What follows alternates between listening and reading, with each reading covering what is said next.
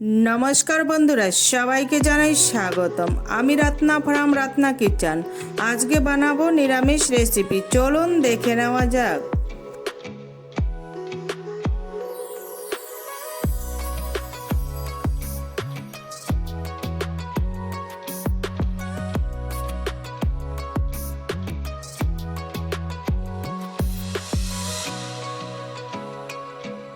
चलुन कड़ाइए तेल गरम करे দুটো লঙ্কা দিয়ে জিরা ফোড়ন দিয়ে এখন করলাটা ভেজে নেব।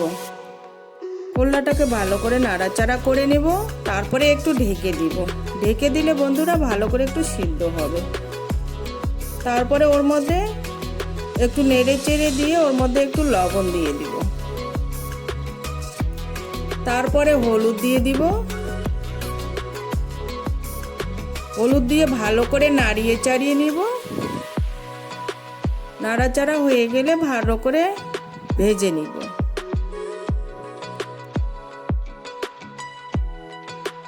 ভালো করে ভাজা হয়ে গেলে নামিয়ে নিব।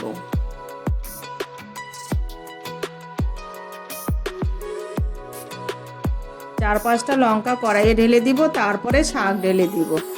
শাক ঢেলে নেড়ে চেড়ে নিব। তারপরে শাকের মধ্যে একটু লবণ দিয়ে দিব। লবণ দিয়ে ভালো করে নেড়ে চেড়ে নিব। শাকগুলো একটু নরম হয়ে গেছে, একটু ঝেড়ে দিব চামচ দিয়ে। যে দলা পাকিয়ে আছে সেগুলো খুলে যাবে। শাকটা হয়ে গেছে, এখন নামিয়ে নিব।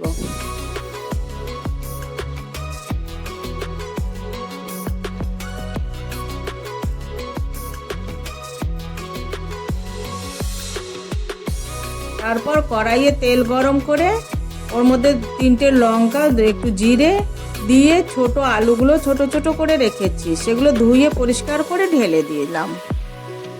এখন আলুটা ভেজে নিব একটু ধীরে আঁচ করে, নালে আলুগুলো জ্বলে যাওয়ার সম্ভাবনা থাকবে।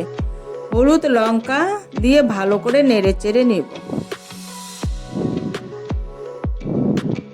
ভাজা হয়ে গেলে নামিয়ে নিব। এখন বেগুনে হলুদ লবণ দিয়ে মেখে নিব। তারপরে কড়াইয়ে তেল দিয়ে বেগুনগুলো ছেড়ে দিব। ভালো করে ভেজে নিব বেগুনগুলো।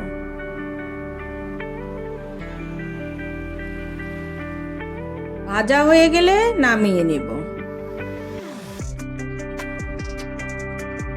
এখন মটর ডাল প্রেসার কুকারে সিটি লাগিয়ে নিব। লবণ হলুদ দিয়ে কুকারের ঢাকন বন্ধ করে 4-5টা সিটি লাগিয়ে নিব।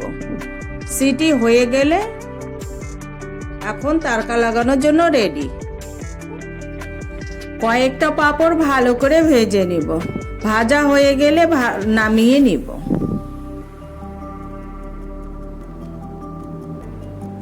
ওই তেলে এখন ফোড়নের জন্য জিরে লঙ্কা টমেটো তেজপাতা ফোড়নের জন্য নিয়ে নিব। একে একে সবগুলোকে তেলে ঢেলে দিব।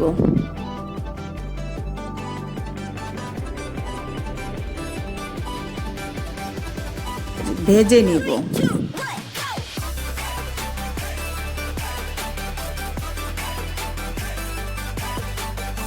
ভাজা হয়ে গেলে ওর মধ্যে ডাল সিদ্ধ করা চানা ডালটাকে ঢেলে দিব।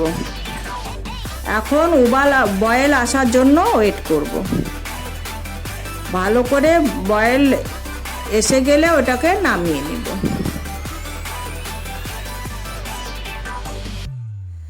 দেখুন কত সহজে তৈরি হয়ে গেল নিরামিষ থালি। এতক্ষণ আমার ভিডিওটাকে দেখার জন্য ধন্যবাদ। আরও আগে এরকম নিত্য নতুন ভিডিও দেখার জন্য অনুরোধ রইল। ভিডিও ভালো লাগলে চ্যানেলটাকে লাইক এবং সাবস্ক্রাইব করুন। ধন্যবাদ।